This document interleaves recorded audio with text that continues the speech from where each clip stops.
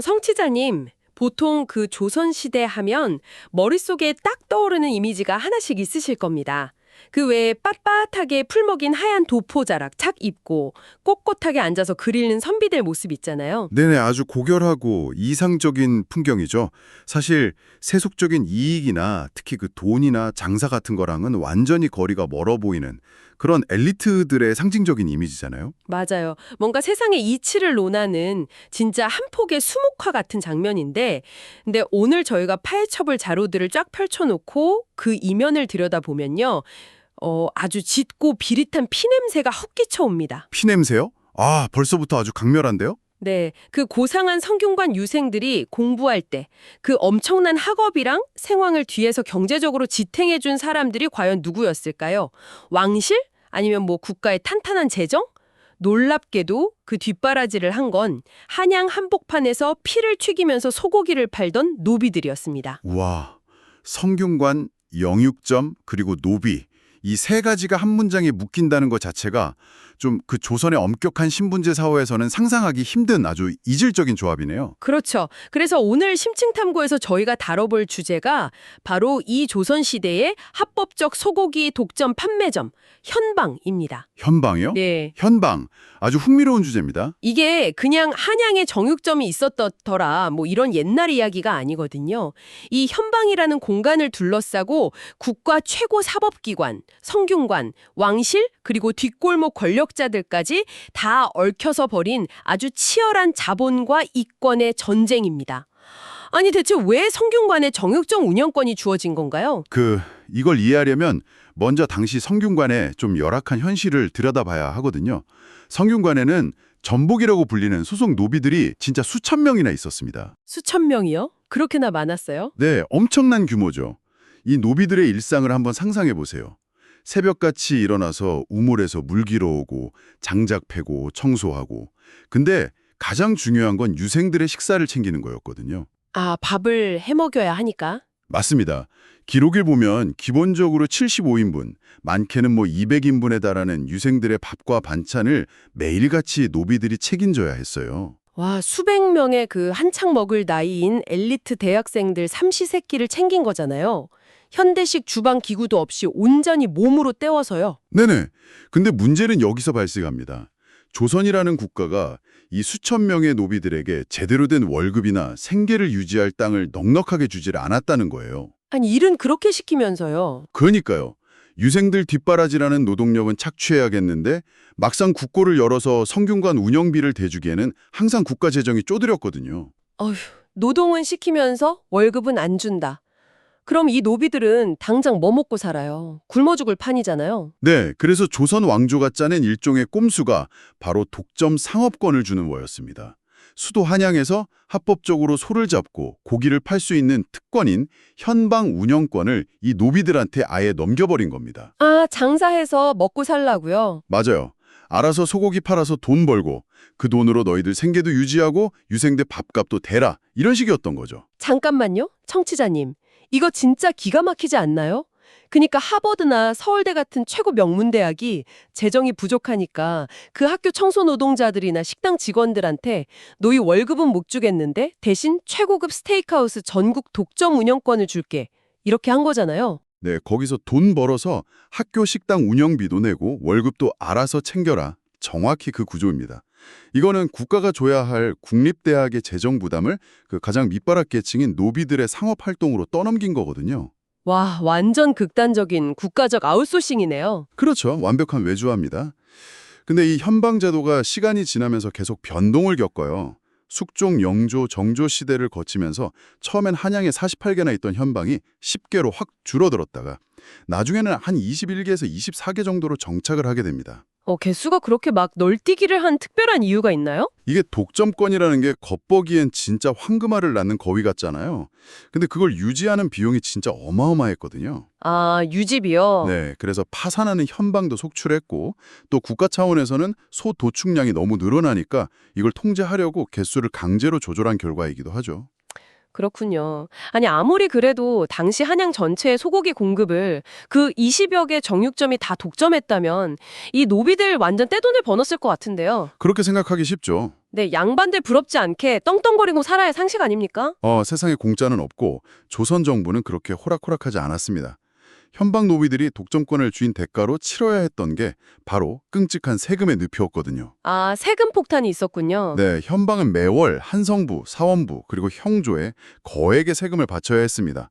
이 세 기관을 묶어서 삼법사라고 불렀는데요. 삼법사요. 오늘날로 치면 어떤 곳들이죠? 오늘날로 치면 서울시청, 감사원, 그리고 법무부를 다 합쳐놓은 막강한 사법국이랑 행정권력 기관들이죠. 아니, 잠깐만요. 그러면 정육점 사장님들이 그 막강한 경찰청이나 법원 건물 유지비를 직접 내줬다는 얘기잖아요. 맞습니다. 처음에는 면포 같은 현물로 내다가 나중에는 속전, 즉 현금으로 바치게 되거든요. 기록을 보면 이 현방들이 삼법사에 바친 세금이 한 해에 적게는 7,700냥에서 많게는 17,000냥이 넘었습니다. 17,000냥이요?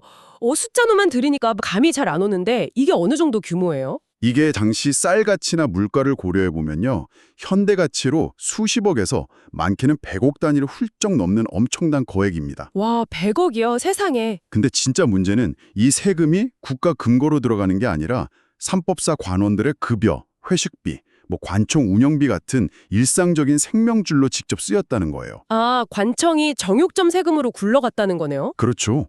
삼법사 입장에서는 현방의 완벽한 물주였던 셈이죠. 근데 더 기가 막힌 상황은 우역, 그러니까 소 전염병이 창궐했을 때 벌어집니다. 우역이면 그 소들이 떼죽음을 당한 거잖아요. 그러면 당연히 나라에서 소 못 잡게 도축을 멈추게 했겠네요? 당연하죠. 농업국가인 조선에서 소는 사실상 트랙터이자 가장 핵심적인 생산 수단이니까요. 소를 보호하려고 국가에서 일시적으로 도축을 전면 금지하는 금도 명령을 내립니다. 장사를 아예 못하게 셔터를 강제로 내리게 한 거죠. 아니, 영업정지를 당했으면 당연히 세금도 깎아주거나 면제를 해줘야죠. 수입이 아예 0원인데 세금을 어떻게 냅니까? 그게 현대의 상식이잖아요. 근데 삼법사의 반응은 전혀 달랐습니다. 자신들의 수입, 즉 관청 운영비가 당장 끊기게 생겼잖아요. 자기들 월급이 안 나오니까요. 네, 그래서 잔재를 못하고 있는 현방 노비들에게 세금을 감면해주지 않으려고 아주 기를 씁니다. 심지어 장사를 못해서 덜 거친 세금만큼을 호조, 즉 국가 재무부에다가 따로 보전해달라고 뻔뻔하게 요구하기까지 합니다. 와, 진짜요? 제가 지금 제대로 이해한 거 맞나요? 그러니까 나라에서는 소 잡지 마 이렇게 해놓고 사법기관에서는 장사는 못해도 매달 내던 돈은 그대로 내놔라 이렇게 한 거잖아요? 정확합니다. 아니 이건 세금이 아니라 완전 공권력의 합법적인 삥뜨기 아닙니까? 어떻게 이럴 수가 있죠? 현대의 잣대로 보는 명백한 부패고 삥뜨기죠. 근데 이걸 삼법사 관리들 개개인의 어떤 도덕적 타락으로만 볼 수는 없습니다. 그럼 구조적인 문제가 있었다는 건가요? 네, 더 깊은 맥락을 봐야 하거든요. 조선 후기로 갈수록 중앙정부가 관청을 굴러가게 할 예산을 제대로 주질 않았어요. 예산은 없는데 조직은 굴려야 하니까 결국 사법기관들이 살기 위해서 자기들 산하의 이권사업, 즉 현방의 독점세나 벌금에 기생할 수밖에 없었던 구조적 한계였던 거죠. 아, 국가 시스템 자체가 고정이 나 있었던 거군요. 맞습니다. 거대한 사법 시스템이 그 사회 가장 밑바닥 노비들의 피땀에 의존해서 겨우 굴러가던 기형적인 상태였던 겁니다. 와, 국가 재정의 펑크를 가장 만만한 하층민들을 쥐어짜서 메운 거네요. 그럼 현방 노비들 입장에서는 진짜 눈이 뒤집히죠. 장사를 하던 못하든 매달 수십억 현금을 만들어내야 하니까요. 그렇죠. 미칠 노릇이죠. 결국 자기들이 가진 유일한 무기, 독점권. 이거에 사활을 걸 수밖에 없었겠는데요. 정확합니다. 세금을 내려면 어떻게든 고기를 팔아야 하고 고기를 팔려면 자기들 외에는 아무도 한양에서 소고기를 팔지 못하게 꽉 막아야 했어요. 네네. 그래서 19세기 중엽까지 현방은 법적으로는 아주 완벽한 독점 지위를 보장받았습니다. 하지만 현실의 시장이 그렇게 깔끔하게 돌아가진 않잖아요. 돈이 되는 곳에는 무조건 불법이 끼어들기 마련이죠. 아, 밀도살꾼들이 등장한 건가요? 네, 도처에서 몰래 소를 잡고 고기를 파는 사도, 즉 밀도살 세력들이 우후죽순으로 생겨나기 시작합니다. 완전 소고기 블랙마켓이 열린 거네요. 근데 현방 뒤에는 삼법사라는 든든한 사법기관이 있잖아요. 경찰이나 검찰이 단속해서 싹 다 잡아넣으면 되는 거 아닙니까? 그게 생각처럼 쉽지가 않았습니다. 이 불법도 추겁자들을 쫓아가서 배후를 딱 해보면요. 그 뒤에 어마어마한 권력자들이 버티고 있었거든요. 권력자들이요? 네, 아주 힘있는 양반 집안이나 고위 관료들, 심지어 왕실의 친척들이나 궁골 소속 기관인 궁방까지 이 밀도살이 연루되어 있었습니다. 세상에 왕실일가까지요? 네, 이런 최고 권력자들이 뒤를 딱 봐주고 있으니까 삼법사 관리들조차 눈치를 보느라고 적극적으로 단속을 못하는 지경에 이른 겁니다. 아니 법을 집행해야 할 사법기관이 권력자들 눈치 보느라 불법을 그냥 방치했다고요? 네, 덮어둔 거죠. 그럼 현방 노비들은 독점권 다 뺏기고 세금만 내다가 죽으라는 소린데 그 사람들 가만히 있었습니까? 그래서 조선 역사상 아주 가장 귀괴하고도 흥미로운 권한이 이 노비들에게 주어집니다.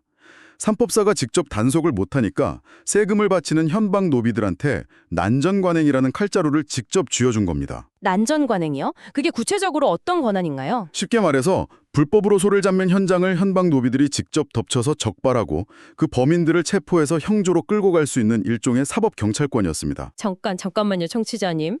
상상해보세요. 이거 조선시대면 신분제가 하늘 같았을 텐데 가장 천대받던 노비가 그 양반집 대문을 뻥 차고 들어가서 당신들 불법으로 소 잡았지! 이러면서 양반들을 현장에서 체포했다는 겁니까? 네, 직접 잡아들인 겁니다. 아니 양반들이 어디 천한 것들이 이러면서 가만히 안 있었을 텐데요. 당연히 난리가 났죠. 맞서 싸우고 피를 흘리는 폭력 사태가 일상다반사였습니다. 하지만 노비들 품에는 관청에서 발급한 공식 문서나 표지가 있었거든요. 와, 이거 진짜 아이러니하네요. 동네 정육점 사장님들이 사법경찰관 명찰 달고 대기업 회장님들 불법 거래 현장을 덮친 셈이잖아요. 비유가 딱 맞습니다. 신분 질서를 목숨처럼 여기던 유교국가 조선에서 그 성리학의 최전선에 있는 명문가 양반들을 가장 밑바닥 노비들이 물리력을 행사해서 잡아들인 거니까요. 어떻게 이런 일이 가능했을까요? 이거는 진짜 신분제 자체가 붕괴될 수도 있는 엄청난 하극상인데 국가가 이걸 용인했다는 게 도무지 이해가 안 가거든요. 바로 여기서 조선 후기에 숨겨진 맨얼굴이 드러나는 겁니다. 신분제라는 이데올로기보다 현금 확보가 훨씬 더 절박했던 거예요. 아, 돈 앞에서는 신분이고 뭐고 없었던 거군요. 그렇죠. 현방이 무너져서 세금이 안 거치면 당장 국가 사법행정이 멈추고 관료들이 굶잖아요. 명분보다 돈이 우선이었던 거죠. 근데 막상 노비들 입장에서 이 권한은 진짜 저주에 가까웠습니다. 권력을 줬는데 왜 저주죠? 위에서는 삼법사가 세금 내라고 매일 목을 조르고 밑에서는 권력자들이 보호하는 밀도살 마피아들이랑 진짜 칼을 들고 싸워야 했으니까요. 아, 양쪽에서 아주 짓눌리면서 매일매일 피 튀기는 전쟁을 치른 거네요. 근데 이것만으로는 좀 수지타산이 안 맞았을 것 같아요. 아무리 독점권 지키려고 싸워도 바쳐야 할 세금 단위가 너무 크잖아요. 예, 아주 정확한 지적입니다. 고기 파는 수익만으로는 그 막대한 세금이랑 또 단속할 때 권력자들한테 찔러줘야 하는 뇌물까지 감당할 수가 없었어요. 뇌물까지 줘야 했군요. 네, 그래서 현방은 살아남기 위해서 일종의 사이드 허슬, 즉 사업 다각화를 필사적으로 시도하게 됩니다. 소 한 마리를 잡으면 버리는 부위 하나 없이 모든 걸 상품화해서 팔기 시작한 거죠. 아, 고기 말고 다른 부위로 눈을 돌렸다. 구체적으로 어떤 시장에 뛰어든 건가요? 첫 번째로 충돌한 곳은 제사용 고기 시장이었습니다. 조선에는 국가 제사를 담당하는 봉상시라는 기관이 있었는데요. 제사를 관리하는 곳이면 아주 엄숙하고 신성한 기관이었겠네요. 네, 근데 제사를 지내고 나면 내장이나 자투리 고기들이 남잖아요. 이거 원래는 규정에 따라 처리를 해야 하는데 이 봉상시 소속 하인들이 남은 고기를 시중에 몰래 헐값에 팔아 넘긴 겁니다. 아, 또 다른 블랙마켓이 열렸네요. 그렇죠. 당연히 독점권을 가진 현방 입장에서는 눈의 가시였고 이들이랑 길거리에서 치열한 패싸움과 이권 다툼을 벌이게 됩니다. 성스러운 국가 제사용 고기가 뒷골목에서 막 은밀하게 거래되고 있었다니 진짜 조선시대판 다크웹 같은 느낌인데요. 그뿐만이 아닙니다. 소가죽 시장에도 뛰어들어요. 당시 가죽은 신발이나 장구를 만드는 핵심 소재였는데 국가 공방인 공조 소속의 가죽 상인들이랑 치열하게 영역 싸움을 합니다. 네네. 그리고 소의 지방을 모아 만든 소기름, 즉 우방 시장도 개척하려고 했고요. 고기, 가죽, 기름. 와, 진짜 소 한 마리를 놓고 벌이는 거대한 종합상사네요. 근데 제가 자료를 보면서 가장 놀랐던 건 쇠뿔이었습니다. 아니, 현방에 궁대하고도 마찰이 빚었다고요? 네, 그 부분이 아주 치명적이었죠. 소의 뿔은 각궁이라고 부르는 조선 전통 활을 만드는 데 없어서는 안 될 핵심 재료였거든요. 그러니까 국방과 직결되는 전락물자였던 겁니다. 아, 조선 주력 무기가 활이니까 솥불이 무기 생산의 필수 요소였군요. 맞습니다. 그래서 훈련도감이나 금이용 같은 당시 핵심 군부대들이 국가 안보를 핑계로 현방에서 이 쇠뿔을 거의 공짜나 다름없는 헐값에 강제로 징벌해 갔어요. 와, 진짜 너무하네요. 현방 노비들 입장에서는 이거 비싸게 팔아서 세금 내야 하는 알짜 상품인데 군인들이 합법을 가정해서 뺏어가는 셈이니까 미칠 노릇이었죠. 진짜 이야기 들을수록 너무 숨이 막힙니다. 고기 독점권 하나 쥐어주고는 삼법사는 세금 뜯어가, 궁궐 권력자들은 밀도살로 시장 뺏어가, 심지어 군대는 와서 뿔까지 뺏어가. 이렇게 사방에서 뜯기기만 하는데 파산하지 않고 어떻게 버틴 겁니까? 결국 제도의 모순이 낳은 아주 가장 비극적인 결말로 이어지게 됩니다. 버티다 못한 현방 운영자들은 돌려막기의 끝판왕, 바로 사채에 손을 대기 시작합니다. 사채요? 누구한테 돈을 빌리는데요? 돈 많은 양반들이나 거상들에게 엄청난 고리로 거액을 빌린 거죠. 기록을 보면 이 노비들이 짊어진 사채 이자만 무려 8,000냥에서 9,000냥에 달했고요. 원금까지 합치면 2만 냥이라는 상상 초월의 빚더미에 짓눌리게 됩니다. 2만 냥이요? 아까 삼법사에 1년에 바치는 세금이 1만 7천 냥 정도라고 하셨잖아요.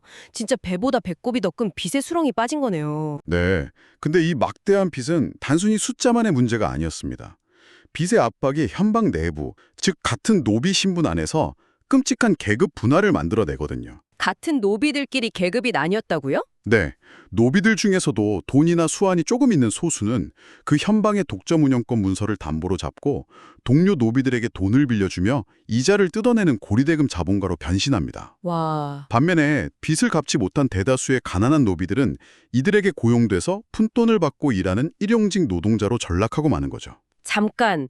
지금 신분제 사회 조선에서 노비가 노비를 고용해서 이자놀이를 했다는 겁니까? 그렇습니다. 하루에 할당된 고기를 팔아오지 못하면요. 같은 처지의 노비가 동료 노비를 채찍으로 때리면서 착취하는 끔찍한 상황이 벌어졌습니다. 신분이라는 껍데기만 남았을 뿐이고 그 속은 철저하게 자본의 논리가 지배하는 정글이 되어버린 겁니다. 와, 청취자님 이거 정말 가슴이 턱 막히는 이야기네요.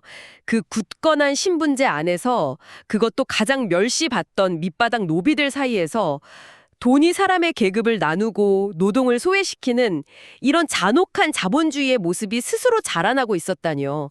진짜 제도의 모순이 인간을 어디까지 내몰 수 있는지를 보여주는 핏빛 축소판 같습니다. 네, 우리가 보통 역사책에서 배우는 조선 후기는 유교적 질서랑 국가의 철저한 통제로 묘사되잖아요. 그렇죠? 하지만 현방의 기록은 그 이면에 이미 시장 경제의 이윤추구, 무한 경쟁, 그리고 부채의 덫이 국가 통제망을 뚫고 가장 밑바닥에서부터 꿈틀거리고 있었음을 아주 생생하게 증명하고 있는 거죠. 네, 오늘 정말 우리가 몰랐던 역사의 서늘한 뒷면을 제대로 파헤쳐본 것 같습니다. 오늘 다룬 내용을 쭉 한번 요약해보자면요. 조선시대의 현방은 겉보기엔 그저 고기 써는 푸주간이었지만 실상을 아주 달랐습니다. 조선 최고의 지성들이 모인 성균관의 밥줄을 먹여 살리고 거대한 국가 사법기관의 운영비를 대주었고 뒤에서는 권력자들의 밀거래와 이권 다툼이 벌어지던 진흙탕이었습니다. 네, 아주 정확한 요약입니다. 그리고 그 안에서는 막대한 세금이랑 빚에 짓눌려서 같은 노비끼리도 자본을 무기로 서로를 착취해야 했던 처절한 생존의 전쟁터였죠. 청취자님, 우리가 무심코 떠올리던 정갈한 선비의 나라 조선, 그 화려한 시스템 뒤에는 소의 피를 뒤집어 쓰고 수만 양의 빚더미에 깔려서 신음했던 수천 명 노비들의 피땀이 거미줄처럼 얽혀 있었습니다. 맞습니다. 과거의 역사 기록은 항상 현재의 우리에게 아주 묵직한 거울이 되곤 하잖아요. 오늘 탐구를 마무리하면서 청취자 여러분께 이런 질문을 하나 던져보고 싶네요. 네, 어떤 질문이죠? 조선시대의 그 꼿꼿한 성균관 유생들의 학문적 성취와 사법기관의 위엄이 무명 노비들의 핏과 피에 의존해서 유지되었다면 과연 오늘날은 어떨까요? 시대만 바뀌었지 비슷한 구조가 지금 어딘가에도 있을 거란 말씀이신가요? 우리가 매일 아침 눈을 뜨면 당연하게 누리는 것들이 있잖아요. 터치 한 번에 집 앞까지 오는 새벽 배송이나 눈부시게 빠른 IT 인프라, 그리고 거대하게 굴러가는 도시의 시스템들 말이죠. 네, 너무 익숙하고 편리한 것들이죠. 이 매끄러운 표면 밑바닥에는 과연 어떤 사람들의 이름 없는 노동과 보이지 않는 희생이 지탱하고 있을까요? 혹시 지금 이 순간 우리 주변에도 겉모습만 아주 세련되게 바뀌었을 뿐 누군가의 피와 땀 그리고 빚을 갈아 넣어서 굴러가는 현대판 현방이 수없이 존재하는 것은 아닐까요? 정말 뼈를 때리는 질문이네요. 네, 오늘 하루쯤은 우리가 딛고 있는 이 편리한 사회, 이 밑바닥, 그 보이지 않는 토대와 사람들을 한번 유심히 지켜보는 시간을 가져보셨으면 좋겠습니다.